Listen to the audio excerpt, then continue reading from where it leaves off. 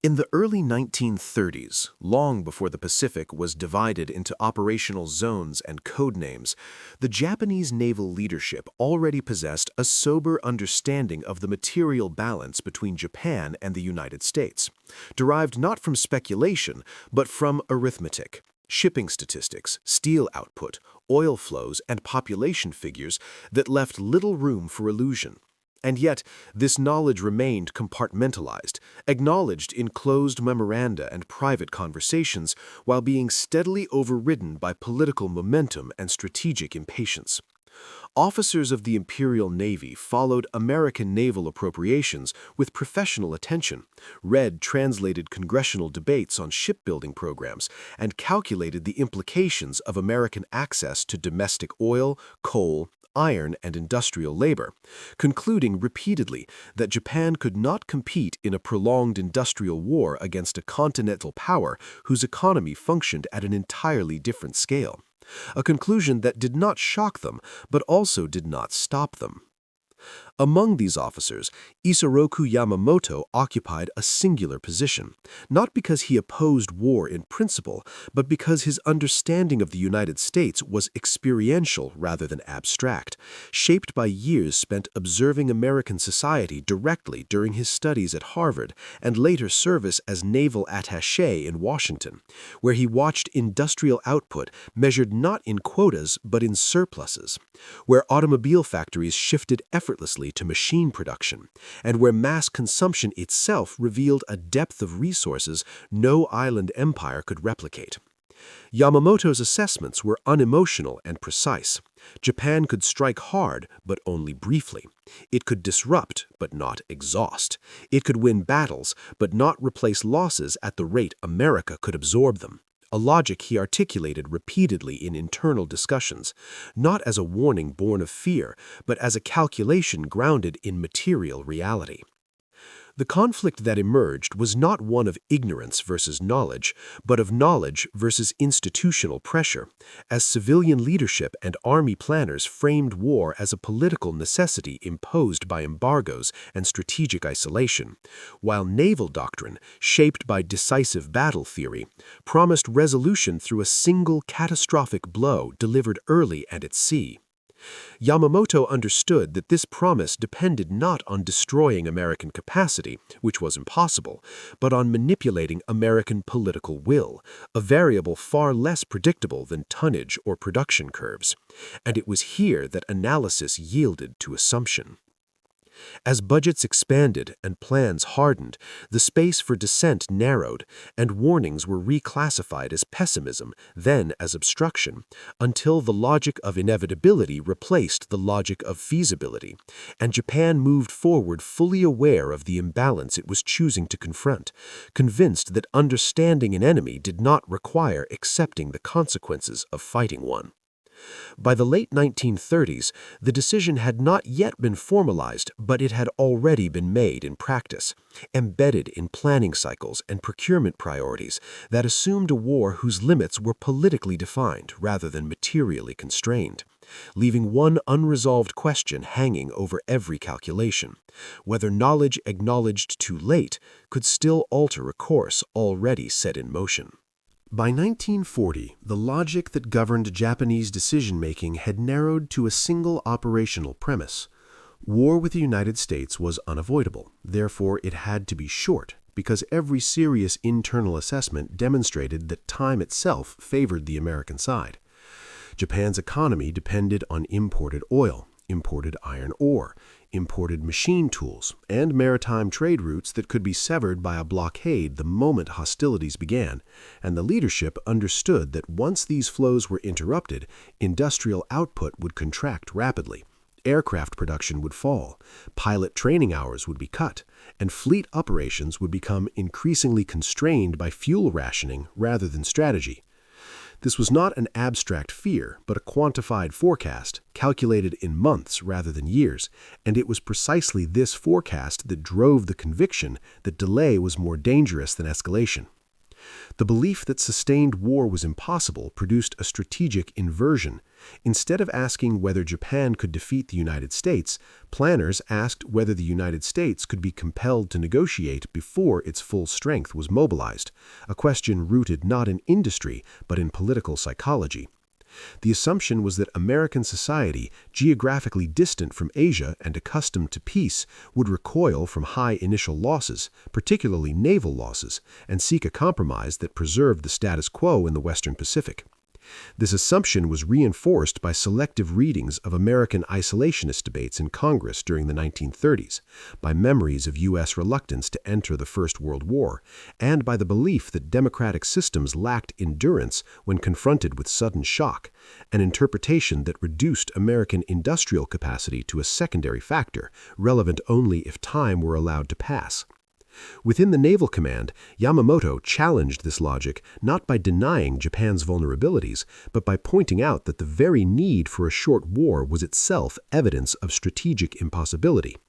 He argued that no operational plan could guarantee political collapse in Washington, and that even a devastating opening blow would not eliminate shipyards, steel mills, oil fields, or training pipelines, all of which would continue to function at full capacity once mobilization began. His warnings were precise rather than dramatic. Japan could dominate operations for 6 months, perhaps a year, but beyond that window, the balance would reverse irreversibly, turning every engagement into a contest of replacement rates that Japan could not win, regardless of tactical skill or individual bravery. Despite this, the logic of the short war prevailed because it aligned with immediate pressures, embargoes tightening month by month, army commitments in China draining resources, and the fear that inaction would result in strategic suffocation without resistance. The gamble was therefore accepted consciously, framed as a race against time in which success depended not on defeating America, but on frightening it into restraint before its latent strength could be converted into operational reality.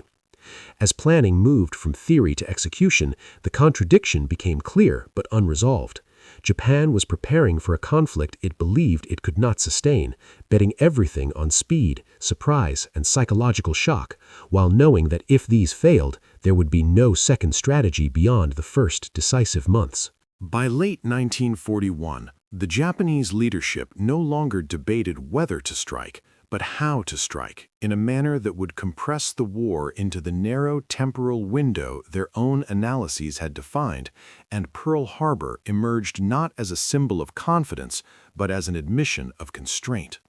The operation was conceived as a calculated shock, designed to cripple the U.S. Pacific Fleet long enough to secure Japan's southern expansion, fortify a defensive perimeter, and force Washington into negotiations before American industrial mobilization could translate potential into force. The plan did not seek the annihilation of American power because such an objective lay beyond Japan's means, but rather a temporary paralysis that would create political leverage in the opening months. From the naval perspective, the attack was never imagined as decisive in itself, but as a means of buying time, measured not in years but in weeks and months, during which Japan could seize oil fields in the Dutch East Indies, consolidate its maritime routes, and prepare for the inevitable counteroffensive. The limitations were understood from the outset. Dockyard facilities, fuel storage, and repair infrastructure at Pearl Harbor were not the primary targets, and aircraft carriers, the most flexible instruments of American naval power, were not present. These omissions were not oversights so much as reflections of operational realism, as Japan lacked both the intelligence certainty and the follow-on capacity required to sustain deeper strikes far from home waters. The tactical execution on December 7, 1941, achieved its immediate objectives with efficiency, inflicting heavy damage on battleships and aircraft while suffering limited losses, and in purely operational terms, it validated years of training, planning, and innovation, yet even as reports of success reached Tokyo, the strategic implications were already becoming visible to those inclined to look beyond the first wave. The destruction inflicted was finite, while the reaction it provoked was open-ended, transforming a divided American public into a unified political entity committed not to negotiation but to total victory, and unlocking an industrial mobilization whose scale Japanese planners had previously acknowledged but now accelerated by their own action. What followed was not hesitation but expansion. Shipbuilding programs multiplied, aircraft production surged, training pipelines widened, and the American economy shifted into wartime mode with a speed that rendered pre-war estimates conservative. The attack that was intended to delay American intervention instead fixed it in place, removing ambiguity from policy and replacing debate with resolve. For Japan, the success at Pearl Harbor thus carried within it the structure of its own negation, confirming the tactical brilliance of the operation while simultaneously validating the warning that no opening blow, however effective, could alter the fundamental imbalance once the United States committed fully to war. As the first months unfolded and Japanese forces advanced across Southeast Asia, the apparent momentum concealed a deeper reality. The clock that planners had feared was now running faster than ever, and the time purchased at Pearl Harbor was already being consumed by forces far beyond the reach of any fleet at sea. By mid-1942, the logic that had sustained Japan's early victories began to fracture under the pressure of material reality as the war moved from rapid expansion to sustained contest, a phase for which Japanese planning had never produced a credible solution. The Battle of Midway in June marked the first moment when the assumptions of the short war collided directly with American operational resilience, intelligence capability, and industrial depth, revealing that surprise and initiative could not compensate indefinitely for disparities in production and replacement. The loss of 4 fleet carriers in a single engagement was not merely a tactical disaster, but a structural one, eliminating assets that could not be rebuilt within the time frame Japan required, while the United States, already launching new hulls, absorbed the shock without altering its strategic trajectory.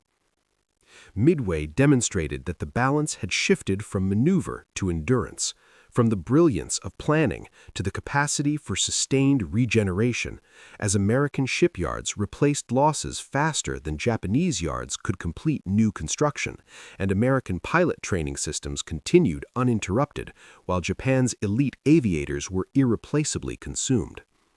The consequences unfolded gradually but relentlessly, as each subsequent operation exposed the growing asymmetry between forces that could recover and forces that could only diminish, an imbalance that no operational ingenuity could reverse once established. This dynamic reached its most explicit form at Guadalcanal, where the conflict ceased to resemble a campaign of decisive blows and became instead a contest of logistics, reinforcement, and attrition, fought across sea lanes, airfields, and supply routes rather than through set-piece battles alone. Japanese units displayed tactical competence and personal endurance, yet found themselves constrained by fuel shortages, limited shipping, and an inability to maintain continuous pressure, while American forces, despite initial losses, steadily accumulated strength through predictable rotation and replenishment. Each night convoy, each damaged aircraft repaired, each reinforced battalion underscored a reality that had been anticipated years earlier but was now undeniable in practice. For the Japanese command, Guadalcanal represented the point at which time ceased to be an ally and became an adversary, as every delay favored the opponent and every engagement consumed resources that could not be replaced at equal speed. The campaign did not end with a single catastrophic defeat, but with a slow recognition that the operational window envisioned in pre-war planning had already closed, leaving Japan engaged in a war whose conditions it had explicitly sought to avoid. The lessons were visible in reports, casualty figures, and production charts, forming a pattern that echoed Yamamoto's original warnings with increasing clarity. By the time Japanese forces withdrew from Guadalcanal in early 1943, the outcome was no longer defined by the loss of territory alone, but by the confirmation that the war had entered a phase governed entirely by industrial momentum. A phase in which courage and skill could delay defeat but not prevent it, and in which the decisive factor was no longer strategy at sea, but the capacity to sustain war without end. From 1943 onward, the Pacific War increasingly revealed its true nature, not as a sequence of heroic encounters or decisive engagements, but as a continuous industrial process in which outcomes were determined far from the front lines, inside factories, shipyards, training bases, and logistics depots operating at radically different scales. Japan entered this phase with structural disadvantages it had long recognized but chosen to accept, relying on limited industrial capacity, fragmented production, and a wartime economy that lacked both depth and flexibility, while the United States transformed its entire civilian industrial system into a unified engine of mass output. Aircraft carriers, destroyers, transport ships, aircraft, engines, radios, ammunition, and fuel flowed from American production lines in quantities that rendered individual losses operationally tolerable, turning attrition into a strategic weapon rather than a liability. The contrast was not merely numerical, but systemic, as American shipyards launched new carriers faster than Japan could repair damaged ones, and aircraft factories produced standardized models that simplified maintenance, training, and replacement. Pilot training in the United States expanded into a continuous pipeline that emphasized volume and consistency, ensuring that losses at the front did not disrupt operational tempo, while Japanese training programs, constrained by fuel shortages and the loss of experienced instructors, shortened curricula at the cost of quality, accelerating the depletion of skill that had once been a decisive advantage. Each engagement thus carried unequal consequences. An American loss activated a replacement process, while a Japanese loss permanently reduced capability. Logistics amplified this imbalance as American forces operated within an integrated system of supply that could sustain long-range operations across the Pacific, supported by mobile repair facilities, floating dry docks, and forward bases that converted distance from a weakness into a manageable variable. Japan, by contrast, struggled to protect its shipping lanes, losing merchant vessels faster than they could be built, and gradually forfeiting the ability to move fuel, food, and equipment to dispersed garrisons, turning isolated units into static liabilities rather than operational assets. The battlefield increasingly reflected these realities, as engagements were shaped less by tactical initiative than by which side could afford to continue fighting at the same intensity month after month. By this stage, the outcome was no longer dependent on singular decisions or exceptional performances, but on cumulative production curves that advanced predictably in one direction. The war had become what Japanese planners had feared but failed to avoid, an industrial confrontation in which heroism could not compensate for shortages and experience could not offset numerical erosion. As American output accelerated and Japanese capacity contracted under blockade and bombardment, the conflict moved steadily toward an end that had been mathematically visible long before it was politically acknowledged, leaving only the final phase in which these imbalances would be converted into irreversible strategic collapse. By 1944 and early 1945, the war had reached the stage that Japanese planners had implicitly acknowledged years earlier but hoped never to face, as American industrial superiority translated into overwhelming operational dominance, rendering resistance a matter of duration rather than outcome. Strategic bombing steadily dismantled Japan's remaining industrial capacity, targeting aircraft factories, transportation networks, and fuel storage facilities that could no longer be replaced or adequately defended, while naval blockade reduced imports to a fraction of pre-war levels, collapsing production schedules and paralyzing training programs. Each month narrowed Japan's range of options, not through a single decisive blow, but through cumulative degradation that left command decisions reactive rather than strategic. The introduction of atomic weapons in August 1945 did not alter this trajectory so much as conclude it abruptly, compressing into days a collapse that had been unfolding for years. By the time Hiroshima and Nagasaki were destroyed, Japan's ability to continue organized resistance had already been undermined by material exhaustion, air supremacy, and the loss of maritime control, leaving surrender not as a sudden reversal, but as the final acknowledgement of conditions that had become irreversible. The atomic attacks accelerated the end, but they did not create the imbalance that made continuation impossible, an imbalance rooted in industrial disparity rather than battlefield failure. Seen in retrospect, the sequence of events followed the outline that Yamamoto had articulated before the war began, not as prophecy, but as projection based on observable capacity and production logic.